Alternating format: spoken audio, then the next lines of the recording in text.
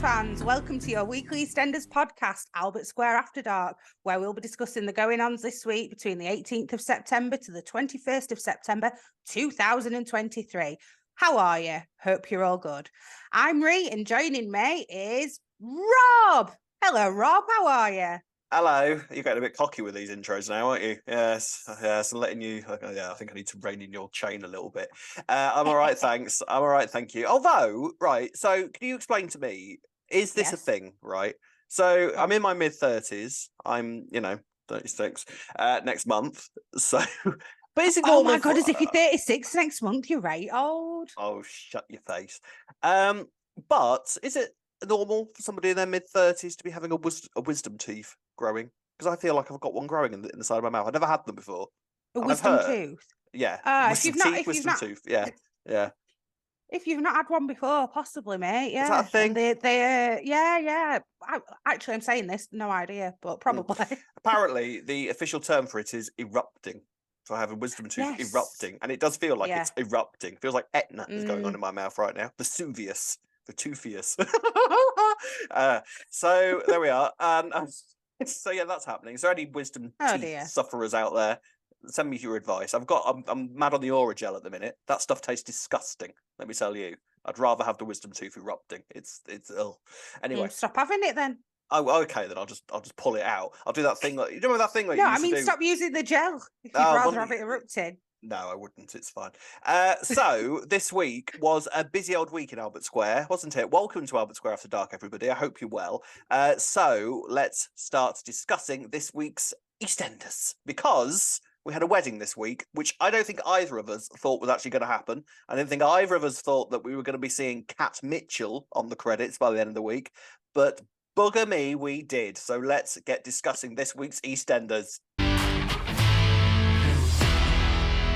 Busy old week this week.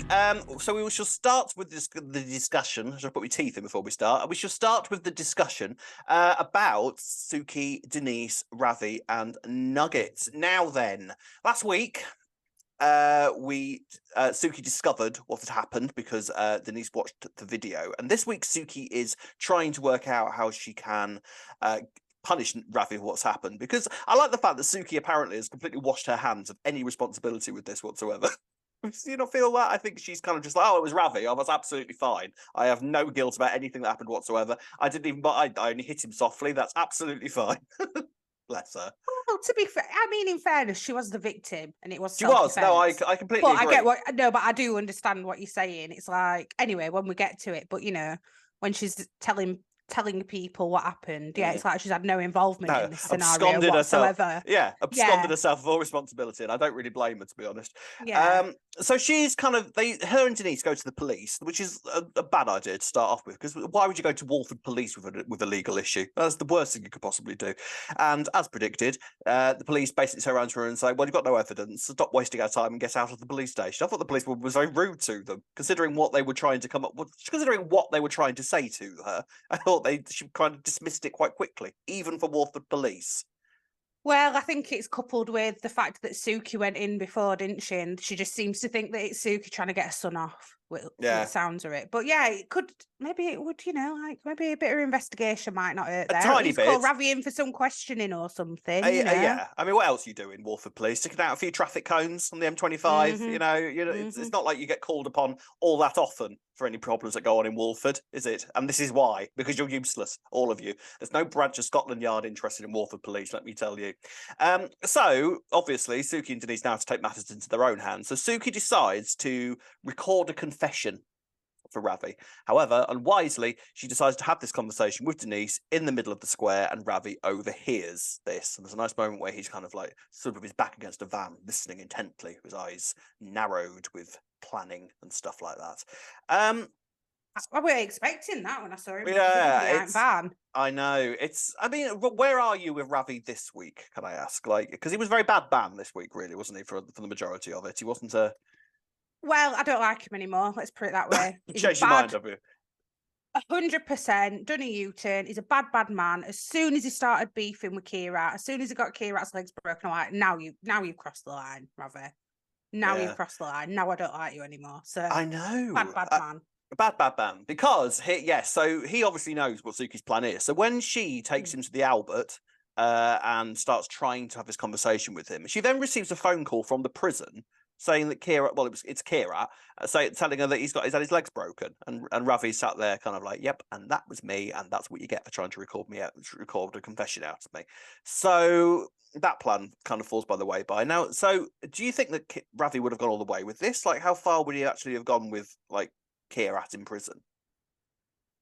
Well, the thing is, if he did kill him, then what's left? There's nothing for her to lose. So I reckon he would have just kept injuring him, which, don't get me wrong, is bad enough. Yeah. But all I kept thinking as well, like, that's your brother as well. So how Mm. can you do that to someone who's your brother on top of things? But I think he would have kept going. Yeah, Maybe not probably. death, because like I said, maybe a coma, maybe not far off as that little threat or something. Yeah, I don't think he would have stopped. Yeah, but I don't think you can really sort of like stop at a coma, can you? You can't be like, oh yeah, he's in a coma now, we'll stop here. Yeah, Like, I no, think definitely not. yeah, that's kind of a risky game to play with that one, really, isn't it?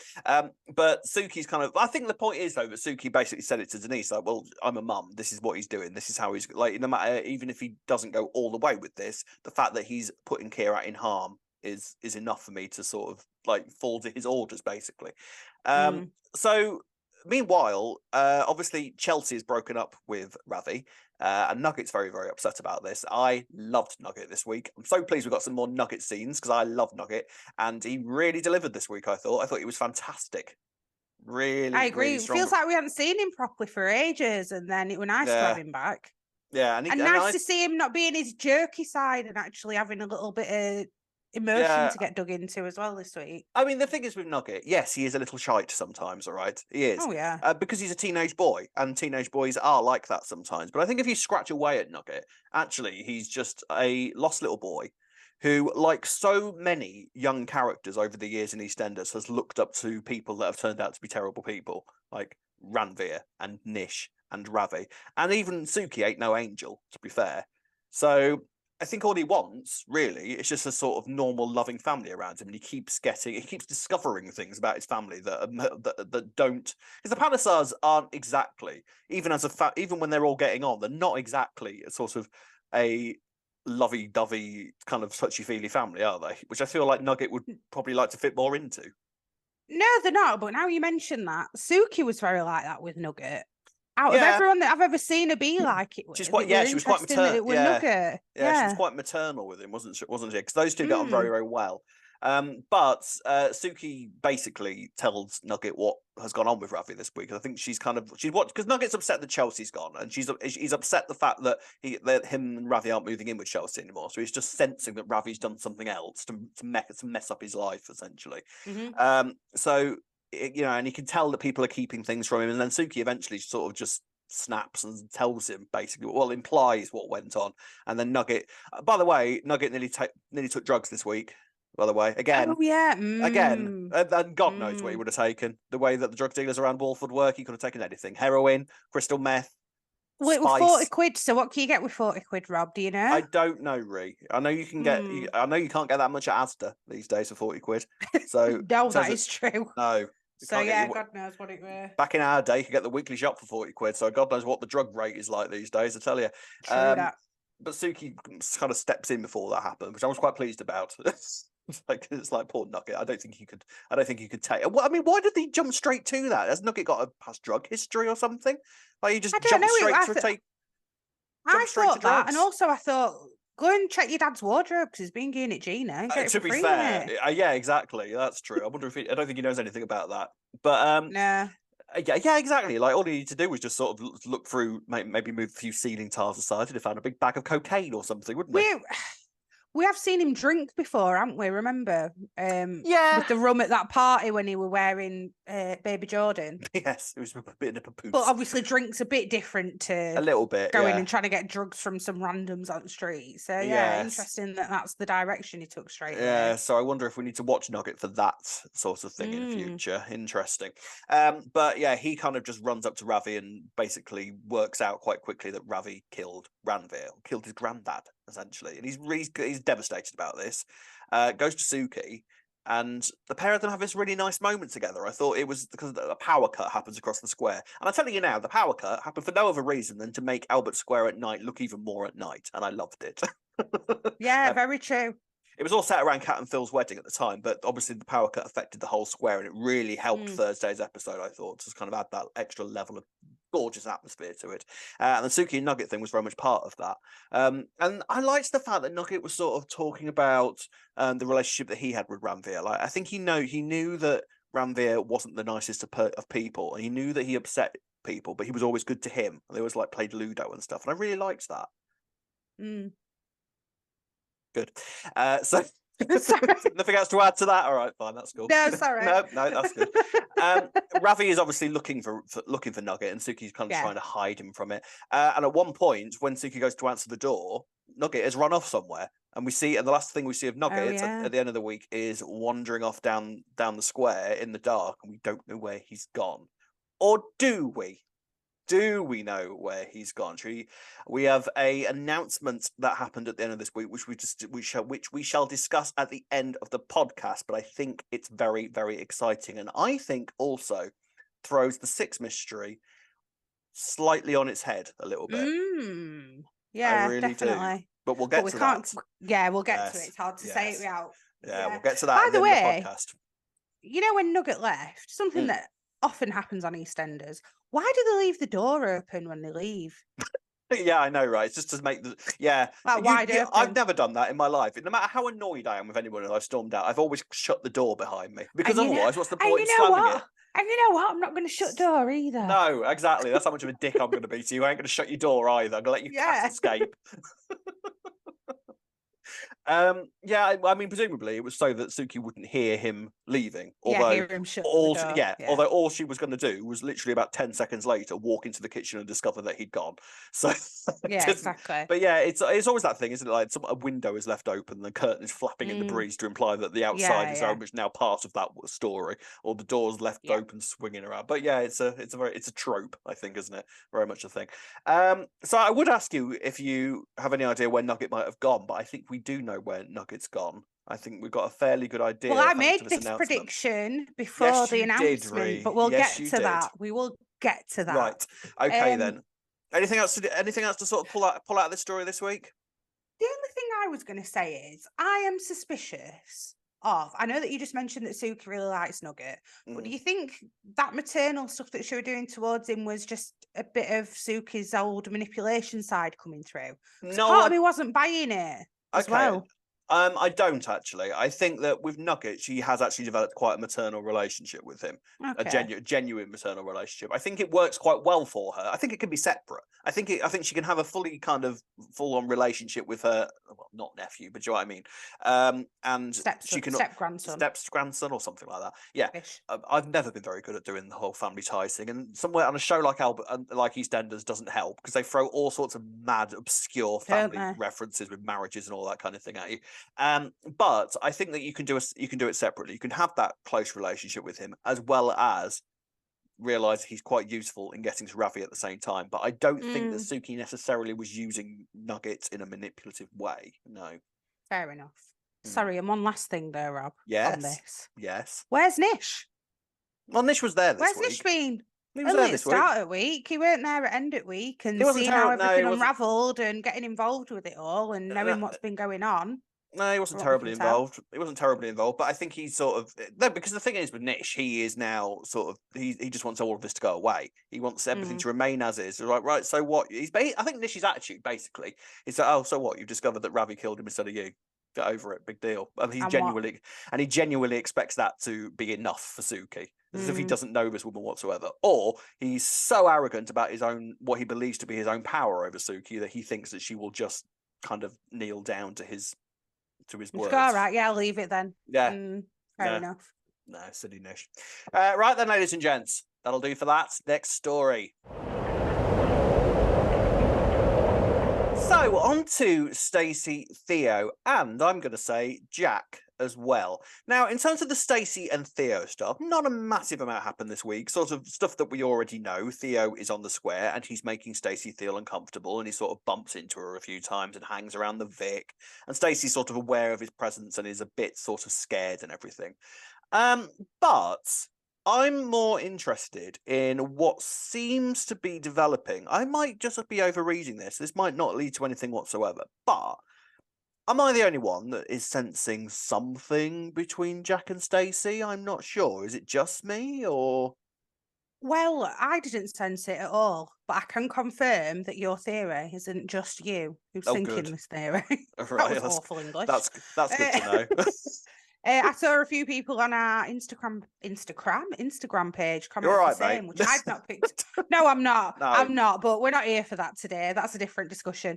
But yeah, a few people have picked up on this. I've not picked up on it at all, but there's a lot of people saying it now. So yeah, maybe there's something in it.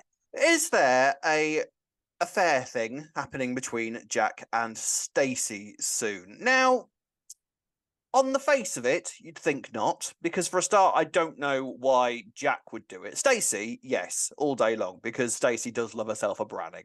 You know, frankly, I was just thinking that I'd be number 3 if she did. yeah, well, frankly, Jim's lucky that he's not around anymore, because otherwise she'd be going after him as well, wouldn't she? But I'm more interested in what the potential of that might bring, because I think there's actually, at the moment, quite a lot of story for a potential Max return. And I think Max, I'm kind of fairly confident that we're going to see Max again within the year. Not necessarily by the end of this year, but by this time next year. Yeah. I think we might be seeing Max again. And the reason for that is that, for a start, there's a lot of story going on. So he still doesn't know about baby Annie. So there's that for him to uncover. Cindy's now back. And frankly, I think him and Cindy would make an amazing pairing. Apart from the fact that they'd need to get over the fact that he was basically responsible for Stephen's death, so that will be something else for them to sort of uncover. There's that as well, and then also for him to return and discover Stacey and Jack have had a thing together, and it's basically been said that Stacey is kind of the love of Max's life, really. So there's a lot for Max to be getting on with should he return. And obviously, Lauren is floating around as well. I think we're probably going to have Lauren back full time before within the. Oh, do you think? I think so, yeah. I would like Lauren back. I like Lauren. I know a few people are hitting this with her, but I like Lauren. So I reckon that a Max return would work quite well at the moment. And then to throw in the fact that Jack and Stacey have at the very least had a fling, I think it's a potential. What do you think? I really hope not. No, it's not a potential. But of course, yeah, it probably will happen. Probably. Yeah. I've not seen this. I actually just thought, this is too good to be true from Jack. And I've just been kind of waiting for it to all go downhill and for him to start, like what you were saying, he's going to want to try and take Charlie to go and live with him and stuff. Yeah. So you don't think that's going to happen now? Well, it doesn't seem to be going in that direction now, is it? Like I thought, as soon as Jack realised that Theo had basically moved in next door, he would think of Charlie in an incredibly unsafe situation and would be like, "Right, no, she needs to live with me." And he hasn't done that. Quite the opposite, in fact. He's been really attentive to what Stacey needs. He's been really comforting. He's basically implied to Stacey that she's got a bodyguard in him. So I just feel like the pair of them are starting to get quite close. Knight in shining armour got mentioned this week. Stacey called him that, didn't she? At one point, knight in shining armour. Yeah, I don't know if that's got anything to necessarily to do with the night in the Vic, but it might do. You never know. There's all sorts of. Oh, come on! You can't say anything now, Rob. All right. If it could be linked to Christmas Day, then it probably is. It's very true. And did you notice as well this week we had a little line from Karen where she quite randomly out of the blue said "dead woman walking," which I've never heard anyone say when it comes to like getting drunk. Oh yeah, now you said it. I've never heard that. I mean, I get what she meant, but I've never heard that expression before. So for her to say that, I was kind of like, oh, spotted. But yeah, I kind of sense that I'm getting that. I'm starting to get that impression.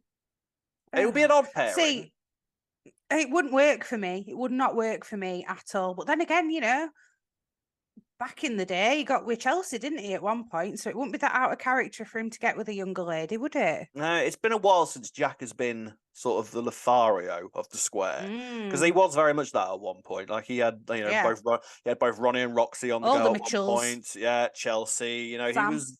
Yeah, Sam. So he was basically as bad as Max at one point, almost. Mm. No one's really quite as bad as Max is when it comes to Yeah. that, but he wasn't far off. And it's been a while since sort of that side of Jack has been explored. So I don't know. I'm just getting that impression. Maybe it's just me, but I think like I say, I think it would just open the door even wider for a potential Max return in the future, which I'd be quite excited about because, like I say, there's a lot for Max to be getting on with at the moment. It's really strange that all of this potential story, and I said this right when I was doing the other podcast, when Max first left, that there was nothing for Max to do for ages after Abby and Lauren were axed. They gave Max absolutely nothing to do, and then after Max left, all of this potential story appeared that he should have been there for, and then obviously wasn't there for. Oh yeah, I remember you saying that actually. And now there is quite a lot of Max story potential kicking off. And I do think that him and Cindy would be a fiery pairing together. And I think They would Cindy, be. yeah, I think they'd match each other very, very well, I have to say. What's Jake Wood up to these days? Do we know? Is he doing something in theatre? I feel like he's Probably. doing something in theatre and I've seen that. So He's got a very is there a big beard. possibility that he would be coming back? He's Yeah. got a big old beard. I know that much. And he's shown up on a few like darts matches and all that kind of thing. I'm assuming he's busy, he's a working actor and he's a good actor. So I'm assuming he's perfectly busy, but I wouldn't be surprised. I really think that a Max return is on the cards at some point soon. Let us know in the comments whether you agree with any of that. But I think let us know if you agree with anything that we have said in this discussion about the potential for Stacey and Jack. And what do you think about a Max return in the future? Let us know in the comments below. On to Daniel, Sinead, and Nikki now. Oh, sorry, I mean Jay, Lola, and Nadine now. That was a Corrie reference there. I do apologise. I got that one. Yeah, some people will understand that. So Jay has met a girl this week. And she is a spitting image of Lola, and she was literally just standing there in the middle of the square, and which just slightly unsettled him, understandably. And she is she is an escort essentially, isn't she? Like men basically pay her for her services, and she's got quite a sensible view on it. Well, it's a job, and it's paying my university loan, and it means that I don't have to live in a rubbish flat. Fair play to her. That's fair. And she's in London. It's expensive. Yeah. Oh yeah, she'd do well. Yeah, fair play to her. Nothing on that whatsoever. But I don't know how I feel about this. I really don't. How are you on the idea that Jay is essentially hiring a woman who looks like Lola to kind of not sleep with him yet, I suspect, but sort of they're sharing a bed together. He's getting this woman to wear Lola's perfume just to give him a bit of comfort to help him sleep. I don't know. I'm not overly critical about it, but it feels a little odd, and it seems like a very strange thing to take away from. I mean, I'm not saying that they are copying Corrie's storyline, but it's very similar to a story that happened in Corrie not that long ago. So, what do you think about this? I don't know. It's one of them. It's like, ethically, is she taking advantage of somebody who's grieving, which she is. However, she's also offering him comfort, and if it does make him feel better in the long run, arguably, grief counselling might be a better solution for him. It might be a cheaper solution rather than anything else. And that, I don't know what a going rate is, but I don't imagine it. If, like you say, she's in London, I don't imagine it's that cheap. Saying that, we know what the wait lists are like. Although in Walford they seem to be all right, so he could probably get on grief counselling by next week. Jay can't afford to go private. So he kind of is. Well, yeah, very private.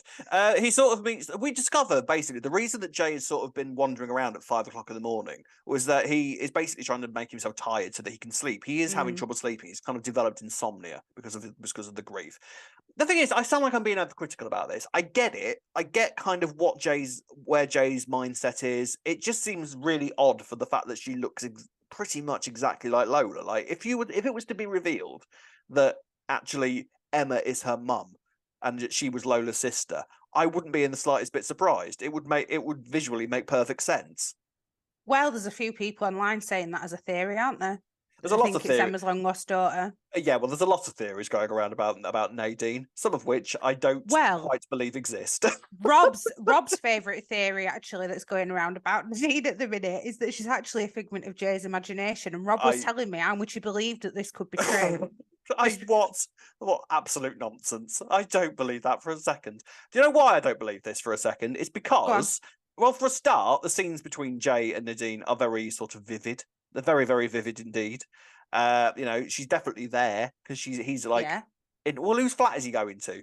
If this is a figment, whose flat has he just wandered into and slept in some random's bed? If she's a figment of his imagination, and secondly, Airbnb. And then secondly, they've given Nadine a surname. Nadine Keller, her name is, which isn't a surname that we know. So why would they give a figment of Jay's imagination a surname? Why not? Is give her a first name? Why not give her a surname? Yeah, but why? I don't think that's a credible reason for it to not be real, Rob. Oh, come on, Ree. I'm not. I try not. Right. I try not to step all over your theories a lot more than I used to. It's not my theory, to be fair. This is not my theory. This is ridiculous. Right. The only thing I will say that I did notice, right, is when Jay bumped into her in the cafe, right, and they were ordering drinks, he was quite visibly speaking to her. Why didn't Kathy acknowledge and go, why is Jay talking to someone who looks exactly like Lola? Like, why has no one else said, like, anyone noticed that bird that Jay's hanging around with looks exactly like Lola? Like, it's Albert Square. Everyone had noticed that. Yeah. How has no one noticed it? He's not been hiding with her, has he? No, but also, arguably, you could say that it's a busy London cafe. So it's not like Kathy hasn't got other things to be getting on with she's not looking at all her customers and sort of seeing who they're chatting to. Like, that only happens when, someone needs to see something. But when one looks a bit like your dead kind of daughter-in-law, you probably notice them. I'm not denying that she doesn't look like Lola. Okay, she does look very much like Lola, and I actually think. Oh, is that all right? Yeah. Yeah, she looks like Lola. Yeah, definitely for sure. She's not a figment of my imagination. She definitely looks like Lola. And I think the actress is very good actually as well. I like the character. I think she seems really like. I don't know if she is taking advantage of Jane necessarily because I think that they're both being quite honest about where they are with it. She's not trying to take advantage of him and charge him extra, really. She's not saying, oh, come on, just have sex with me. That'll make you feel much better. She's not trying to do that. Yeah, but actually, when Jay first went back to her flat, I did think she kind of tricked him into going back because I didn't see that bit coming. They were having a drink. Yeah, and then she said, do you want to come and have a brandy at mine? And then it's only when he got there and he went, oh, God, I'm more drunk than I thought, that she goes, oh, well, you can stay if you want. I'll give you mates rates. Yeah. I mean, maybe you should have told him to go home then. Why did you offer him back for a nightcap? I mean, she said that. Yeah, she didn't have to be charging him. I grant you that. She doesn't have to be charging him anything. She could just be trying to be a nice person. But I think that she has seen a business potential here. But I feel like she's not. I feel like Jay knows what he's getting himself into here. It's not like she's lying to him about anything. He knows full well what the situation is. And he's even asking her to wear Lola's perfume. So he knows what he's doing in terms of, and he knows what he is paid for, essentially. And all she has to do is just wear this girl's perfume and fall asleep. I mean, I'd rather do that for a job than what I do at the moment, Well, to be fair as well, I don't think she's clicked on that Lola's died yet. She just keeps saying the ex. And that's remember, true. She said what must she think of Jay then? Like, this girl is still alive. What, you want me to wear your ex-girlfriends who just walked out on your perfume? All right then, you weirdo. Yeah, fine. That'll be 50 quid, thanks. But I think that is what she thinks, because when she bumped into him in Square, she said, oh, let me guess. Boy cheats on girl, girl dumps boy, boy's upset. And then he went, yeah, he just agreed with it. I still don't think that she realises that she's actually passed. So in that respect, she's not really taking as much of advantage as... Yeah. All right. Yeah, that's fair enough. So where does this go from here, do you think? I mean, is this going to develop into something more between them? Well, what happened on Corrie? Will it go down that route? Well, they got together, didn't they? Daniel and Nikki. They actually ended up getting together, and I think Nikki ended up running away or something. But yeah, I mean, it is perhaps unfair to say, to make the Corrie comparisons, but it is a very similar story. Guy loses his a love of his life to cancer. To cancer, and then sees a woman who kind of reminds him of said ex-partner and starts paying her to be there for his own comfort and grief process. So it is pretty much very similar thing. It is the same thing. It is the same thing. Come on, you just said it. It is the same thing.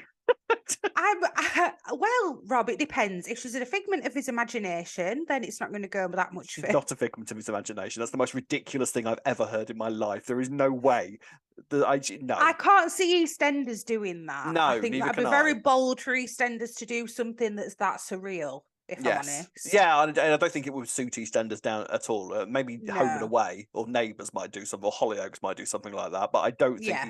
EastEnders is a bit more grounded in reality. Like, Yeah. we're not at the stage where, remember when Home and Away and Alice's head appeared out the fridge? I don't think we're at that Oh, stage God. quite yet. But I don't know. I think he will. I think what Jay will end up doing here is starting to get a little bit too close to her.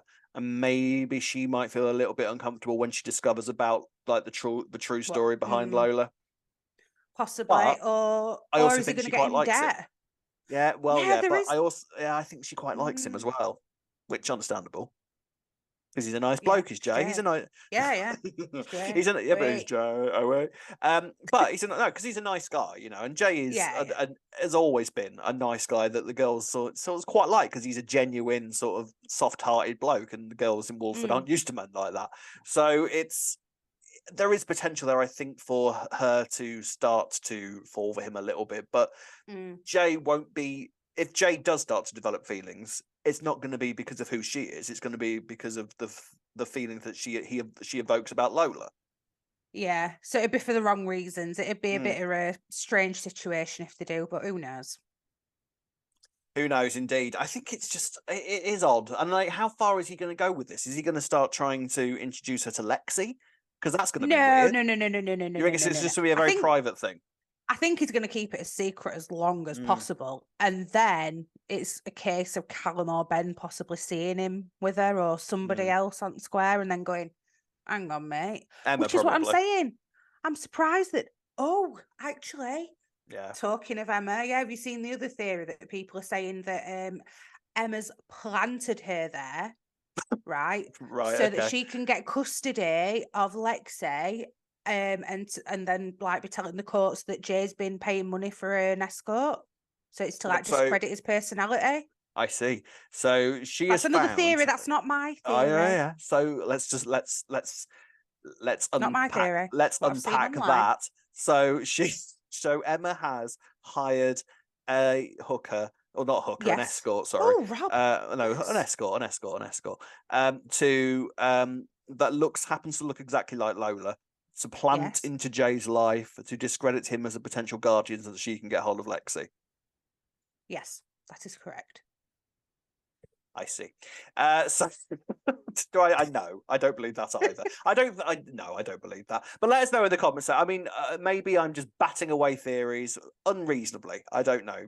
Anything could happen from here. But let us know in the comments below, what do you think is going to happen because of this storyline? How do you feel about it? How do you feel that Jay is? How far do you think this is going to go? I'm unsure at the moment. I don't know how I feel about it at the moment, but it could grow. I like Nadine, actually. I think she's got sort of a nice warmth to her. I don't think she's a mad sort of. I don't think she's a big manipulator or anything. I think she's just I think she's doing it quite business mindedly at the moment. I think she's like, right, okay, this guy needs comforting, and I can get some money out of it. We both win in this situation. That's fine. You know what I mean? I think it's. I don't know. I know what you mean, but I don't agree. Fair enough. Let's move on to the next story now.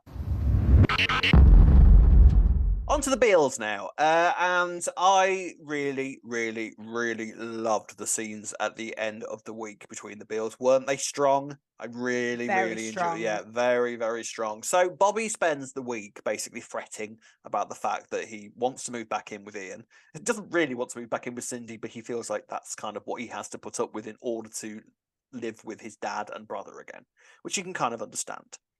However, I do think that he is overestimating quite how it's going to be living with Cindy. Like, I wouldn't dare if I was in Bobby's situation. Would you? I don't think I could even No. channel He that. he don't know Cindy though, does he, sir? But yeah.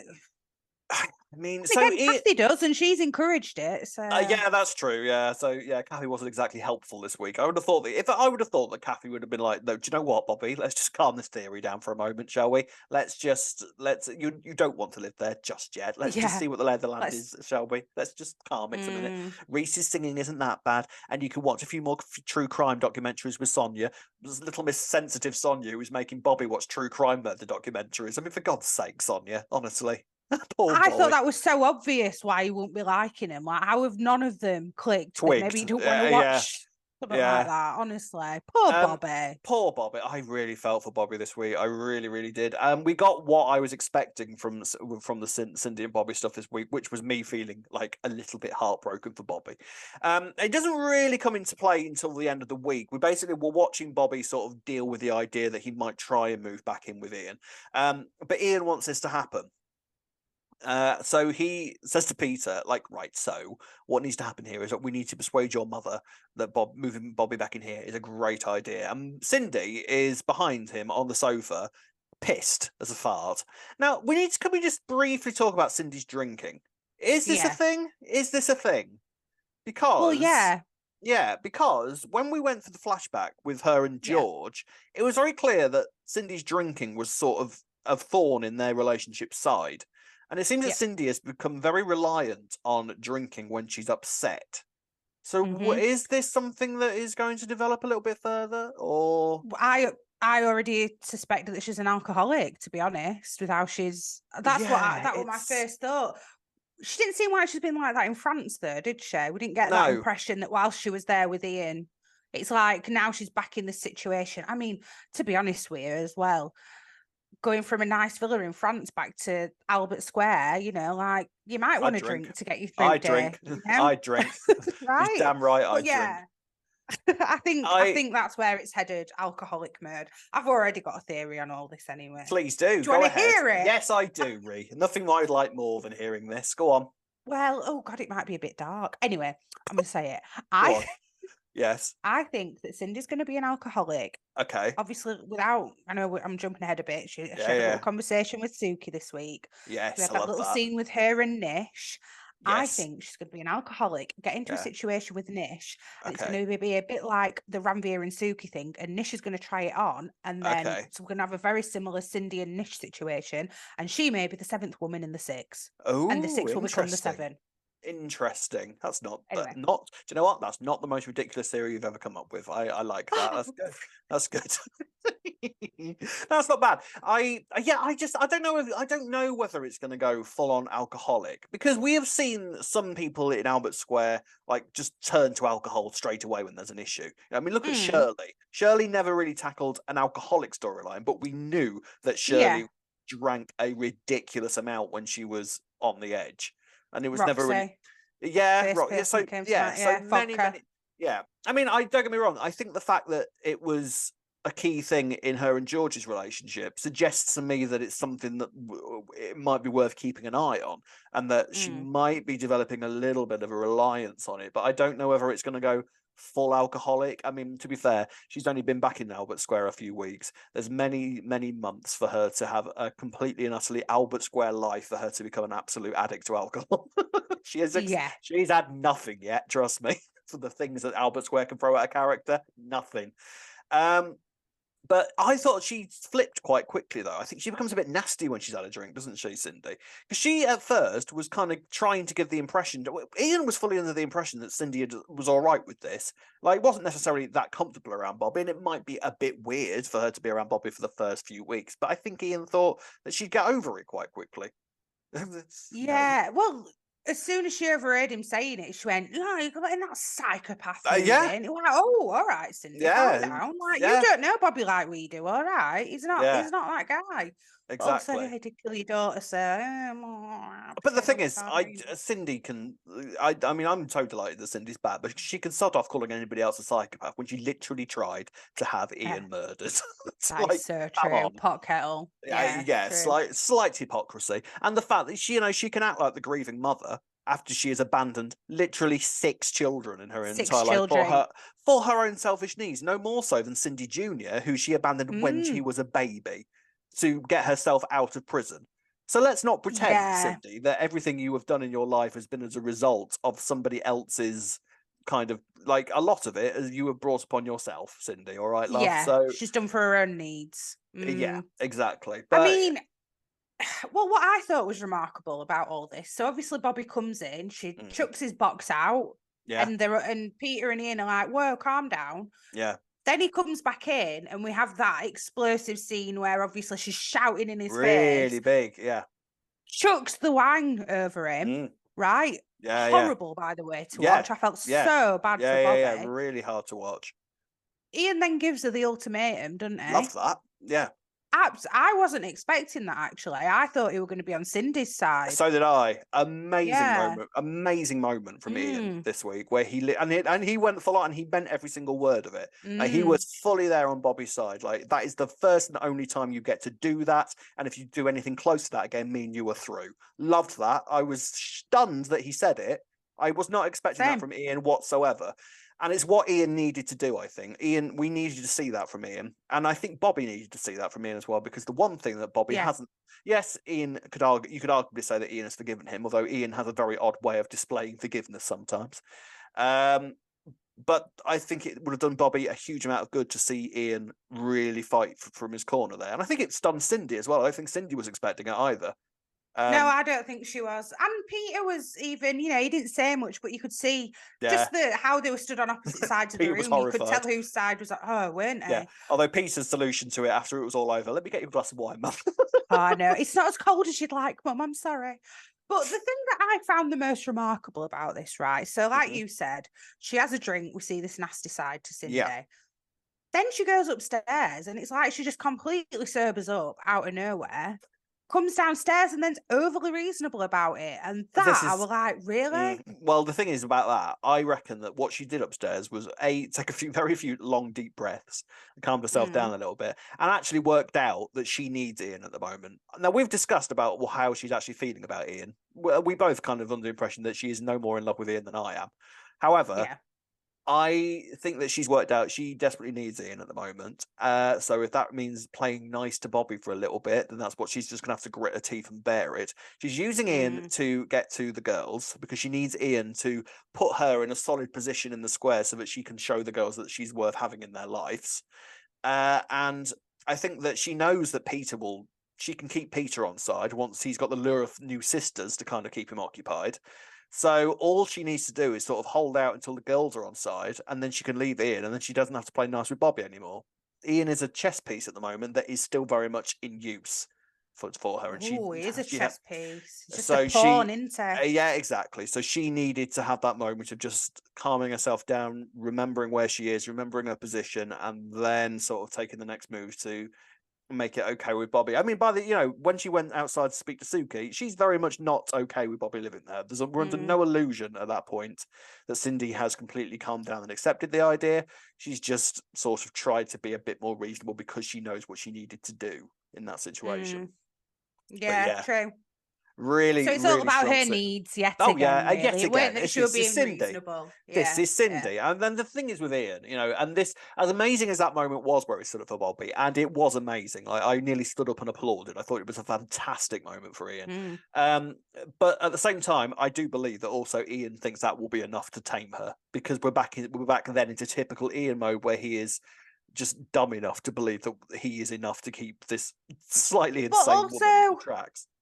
Is Ian smart enough to know how much Cindy needs him as well? So he's saying, well, no, this is if you want this life and you want to stick by my side, then you need to take Bobby as well. But he's already got these concerns about George. Like he's seen that there's obviously still chemistry between her and George, so which kind of makes that moment even braver from Ian's perspective, I thought, because he knows, I think, deep down that Cindy will get with George the first opportunity she gets, I think. But I think he just had to remind her there and then, like, what exactly he has done for her. And by that point, we are still a little bit unclear as to how those two came into each other's lives again. And I hope we are still going to get some form of flashback as to how that happened. We might not, but I think there's still a lot of mystery as to how those two actually came into contact with each other again. Like, what the times between, we still don't know where Cindy was between the time that she walked out on the girls and the time that she got back in contact with Ian. We've got no idea what she was doing or where she was in that time period. It was a good few years. So there's still a lot to be left unanswered here. So there might be other things that Ian has, other cards that Ian can play to keep Cindy around that we don't know about yet. Indeed. So what do you think's coming of the Suki and Cindy conversation at the end? Anything coming from that? Yeah, that was an interesting moment, wasn't it? I did like that. And they've got things in common, For sure. Like, you kind of realize, okay, yeah, you both lost kids, you're both kind of quite icy, you can kind of probably Yeah. see things to take out of each other. Potential friendship, yes, but I also think it's worth remembering Suki and Peter have slept together, and I don't believe that we're just never going to mention that again. Oh, So, yeah, I forgot about I didn't even think about that actually when they were is talking. she going Yeah. to use Suki? Because I don't think Nish knows that. So, is she going to use Mm, Suki as a pawn to get to Nish in order to improve the business opportunities? yeah, Maybe. possibly. Yeah, that's a very good point. Yeah, totally forgotten about that. That definitely still happened, and that we have not really we've not really addressed the Suki and Peter thing since Peter's been back. Other than Peter, kind of like, no, don't talk to Suki. That's a very bad idea. Don't do that, please. Yeah, yeah. So I wonder if we are going to sort of address that in the coming weeks. That will be Mm, interesting to see. We haven't had a scene between Suki and Peter since he's come back. I'd like to see that. Um, mm. but yeah, I mean, I just loved everything about this week. So Bobby is moving back in with the Beals. I don't believe he's going to have an easy time still, no matter what Cindy might say.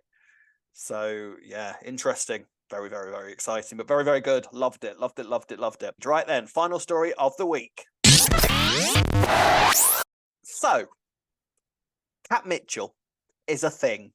I would have bet many pounds on that never being a thing, but it has happened. We are now looking at the name Cat Mitchell, played by Jesse Wallace in the EastEnders credits. What?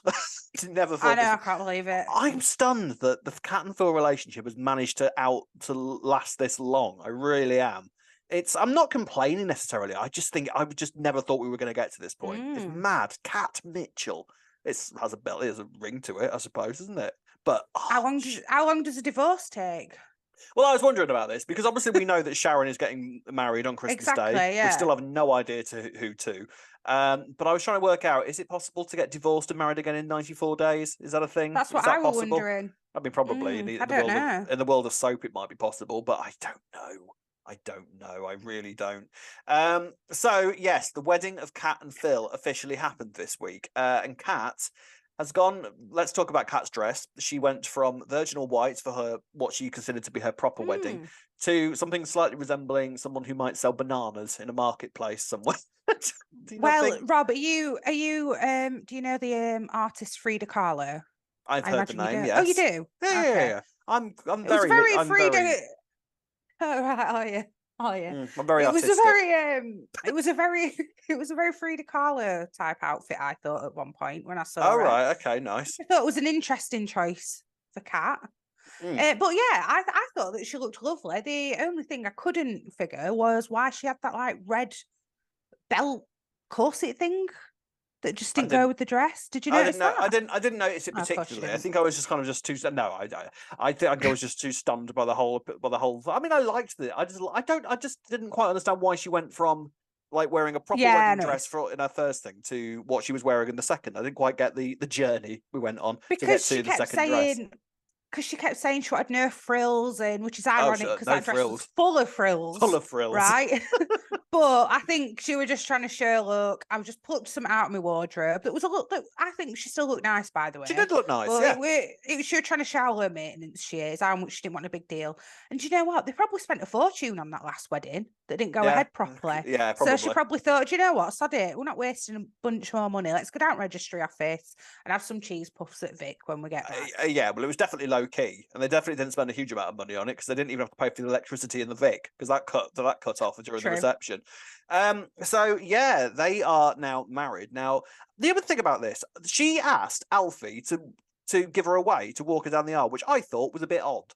Did you not? Inappropriate. Why would you Yeah. ask Alfie, who you know is in love with you, to give you away? I thought that was a really odd choice from Oh, Kat. I think Kat genuinely don't think that he's in love with her. Oh I actually come don't on, think she really? believes it. Yeah, Really? I think that she don't believe. Yeah, yeah, I don't think that she believes that. Yeah. Wow. Otherwise, why would she ask? It's Well, I think inappropriate, isn't it? but the thing is, though, she wants him there. You know, she desperately wants, Yeah. and she is absolutely devastated by by any idea of Alfie not being there. You know, and yes, Mm. you could argue that you would feel like that about any best friend. You know, like Sharon and Phil profess to be best friends, but she knows. I think she knows full well that if she were to click her fingers, Alfie would come running back in a heartbeat. Just like Fair enough, yeah, just like possibly. Phil would with Sharon, essentially, or Sharon, or like Or other Sharon would way with around, Phil, or yeah. the other way around. Of course they would. And they've had that. They Mm. had that kiss last year as well. So Oh, yeah, of course, yeah. I Mm. don't think that Kat is that unaware of Alfie's feelings. I've got to be honest. I thought it was a bit odd to ask him to give her away, especially when Yeah. Alfie has got a lot more going on than she would like to realise. Because we were Mm. right, Alfie was lying about the cancer diagnosis, and he's got all that to deal with in his head this week. He's trying to sort of because he's got what's the word, prosectomy. He's got to have that done. Prostatectomy. That's the one, yes. And so he's got that sort of going on in his head this week whilst all the kind of run up to the wedding occurs. Now, meanwhile, Keanu is still sort of kicking around, like trying to blackmail Phil and fails miserably at it because Phil's like, well, I've told Kat, so what are you going to do? Keanu believes him because he's an idiot. So he at the hen do gets drunk to the point where he has to be taken home. And he's so drunk that he tells Alfie what went on with Phil and Emma because he's Keanu, bless him. So with Alfie's now got this information to deal with as well. So on the day of the wedding, he goes to see Phil, gives him a very good punch, which was a good punch, good punch. It was a good punch. Was a good punch. Phil didn't punch him back either, because I feel like Phil was kind of like, no, right, okay, yeah, you get this one, all right, fair enough. Because normally Phil, under those circumstances, whether he was in the right or not, would just attack. Yeah.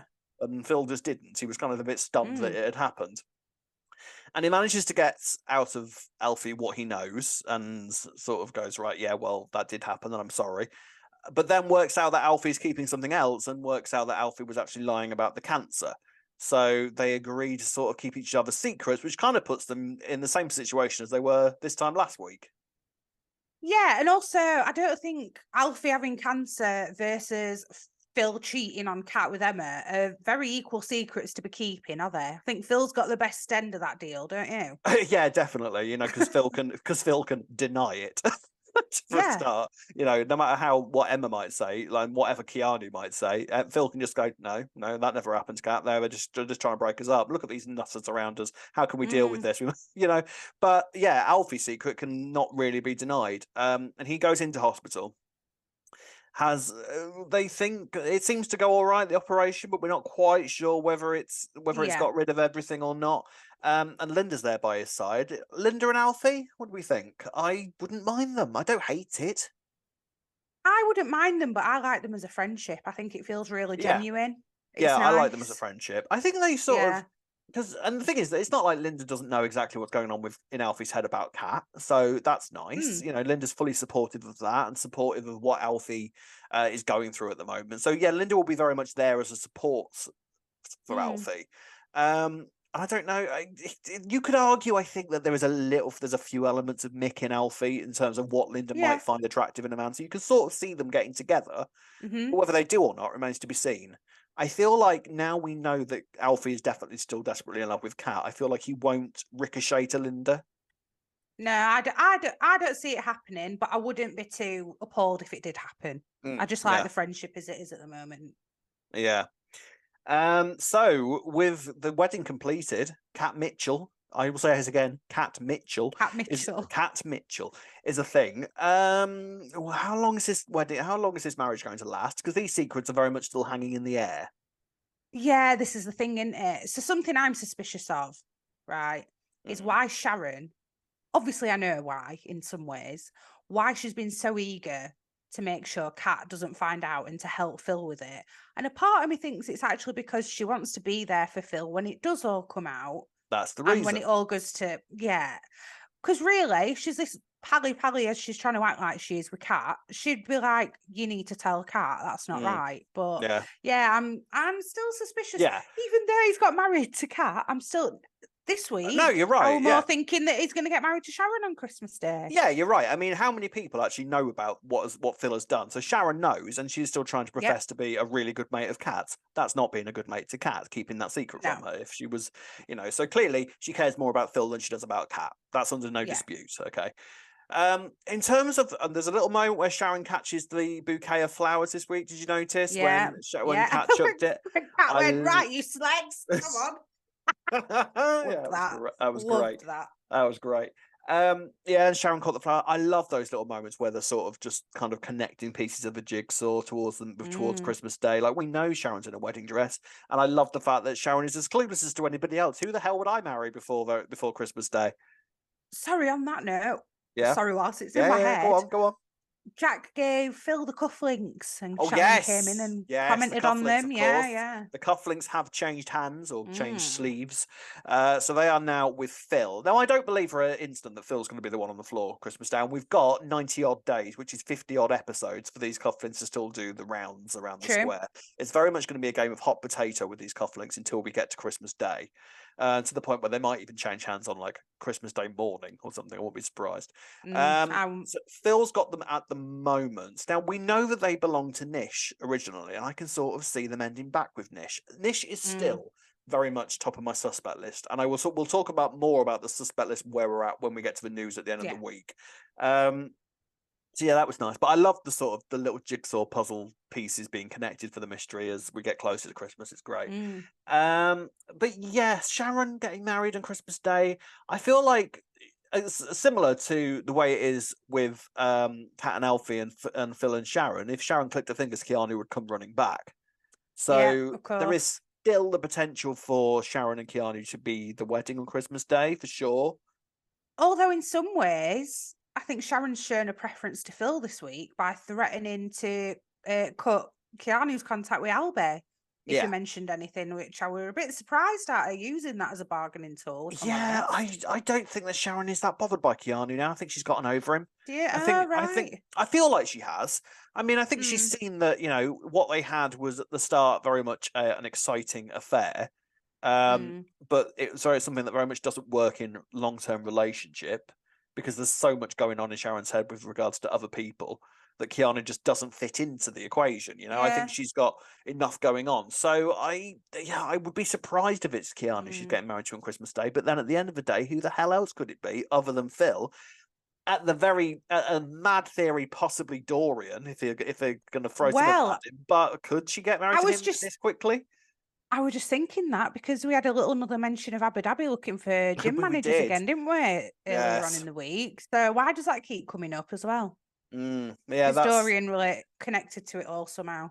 Yeah, it's odd that, isn't it? I don't understand what the Abu Dhabi thing is about, or what it achieves, or who Dorian really is. There's something a little bit odd about that. Is Sharon going to move to Abu Dhabi for like a month before, and then we're just going to randomly see her back on Christmas Day in a wedding dress with like no context? Possibly. I don't know.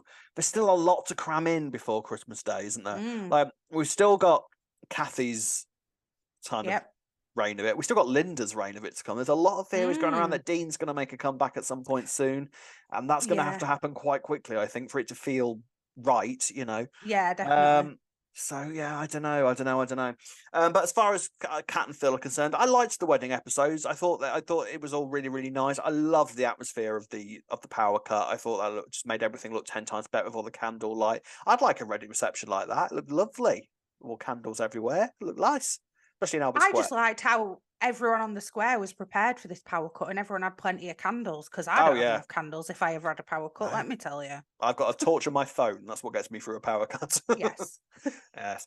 So yeah, there we are then. That was pretty much the week's discussion, I think. Gold star.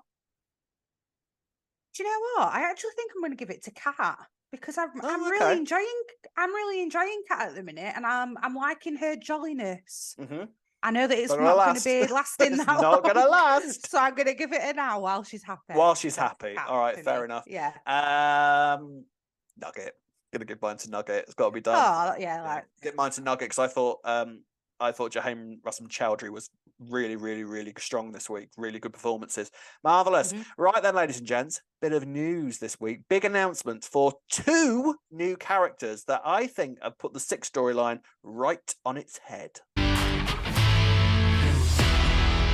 So, great excitement, ladies and gentlemen, and a massive amount of intrigue. We have got 2 new characters on their way to the square, 2 brand spanking new characters that have a connection to Ravi. According to the BBC EastEnders website, Ravi Gulati will get the mother of all shocks this autumn when ex-girlfriend Priya comes back into his life with a daughter he never knew existed. Ever since their bitter split, Ravi has kept Priya away from their son Nugget. However, it turns out that he's not their only child together. The fallout of his revelation will send shockwaves through Ravi's world.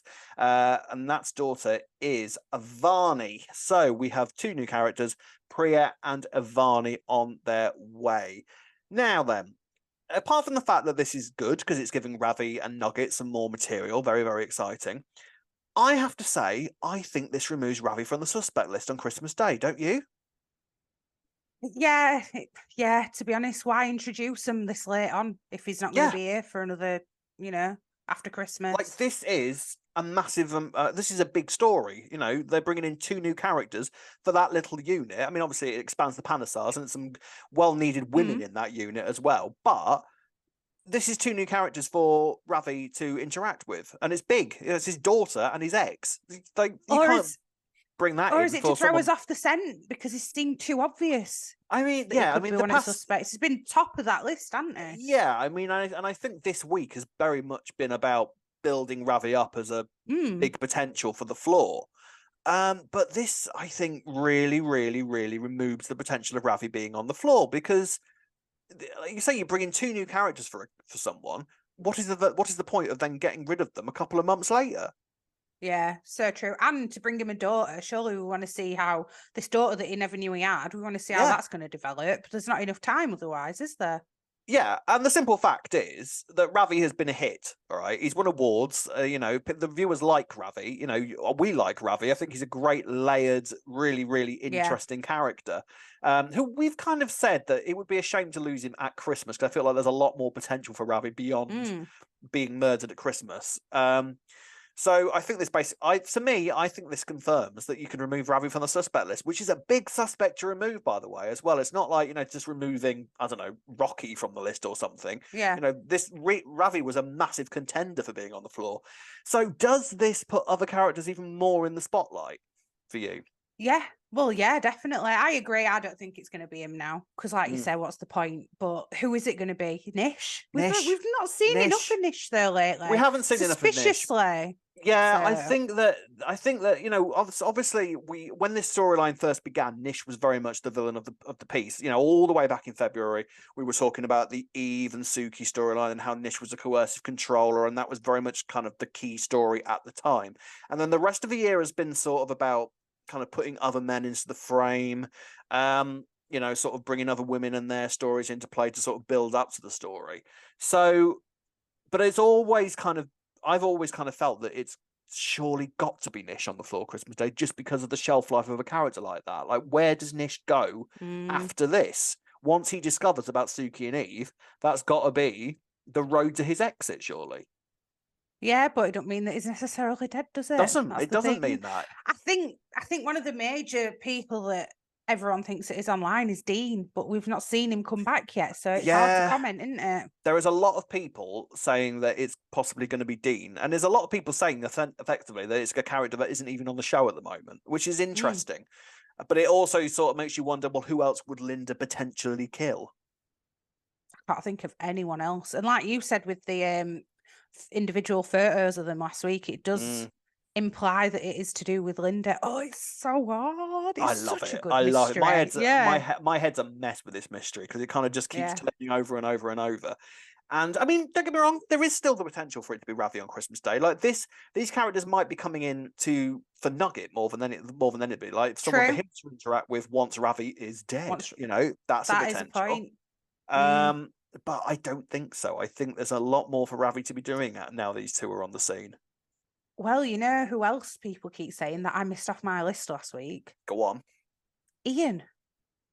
Yeah, I mean, why not? I mean, this is the thing about this mystery, is that actually there are characters that I always think are just no-go when it comes, like they always get thrown into the suspect list, all right? People like Phil and Ian.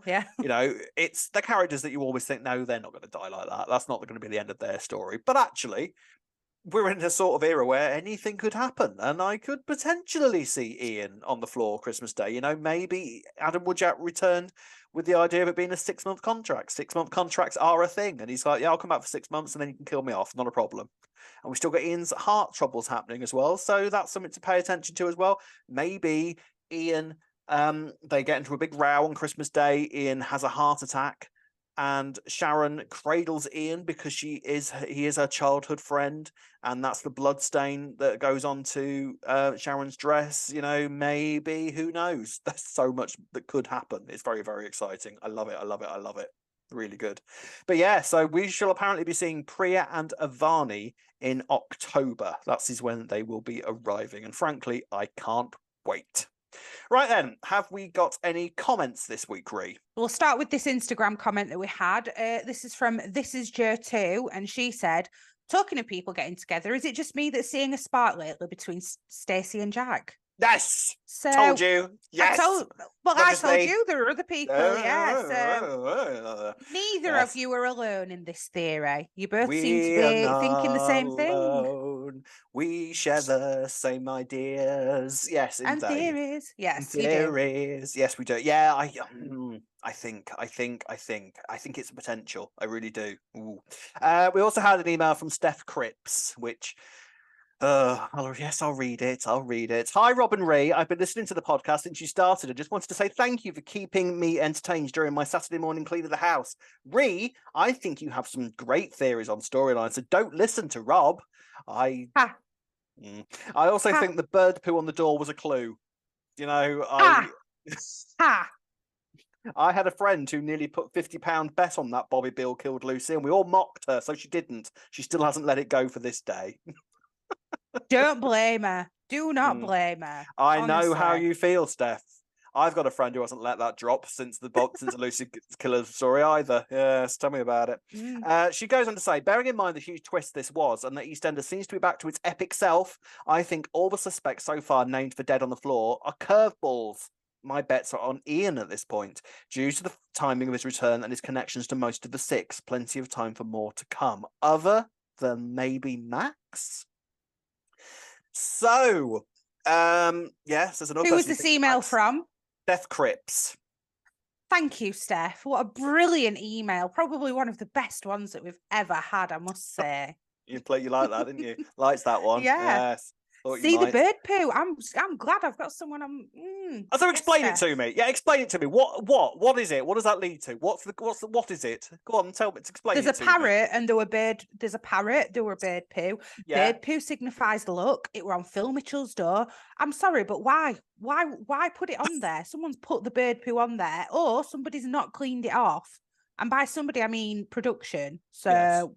There's no accidents at a time. So you're either saying it's a really, really good, interesting clue, I can't tell you why, or you're chastising the production team for laziness. Is what you're doing. Either one of those two. Yeah. Right. Yeah, okay. definitely. Fair enough. Well, there we are then. So that was Steph's input there, and nice email actually. I'm intrigued actually. Yeah, it's good. Right then. So if you would like to get in contact with us about anything at all, tell me how wrong I am, tell Ree how right she is. You like doing that, it transpires. You can do any of the following. You can find us on Facebook at Albert Square After Dark, on Instagram and Twitter at E20 After Dark. You can like and subscribe on our YouTube channel, Albert Square After Dark, and find us on all your favourite podcast sites. You can drop us an email at e20afterdarkpodcast@gmail.com.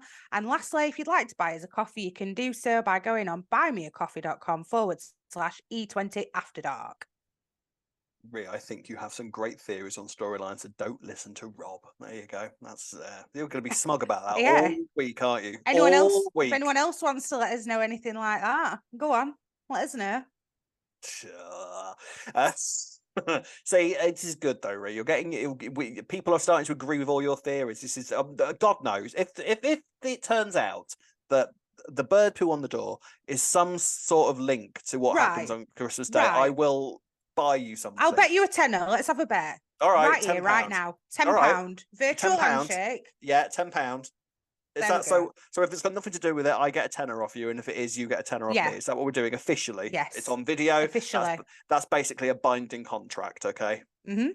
should look forward Sorry, to spending. first. I shall look forward to spending my tenner on a celebrations tin at Christmas. Right then, ladies and gents, we'll see you same time next week. Until then, it's goodbye from me. It's goodbye from me. See ya. Bye.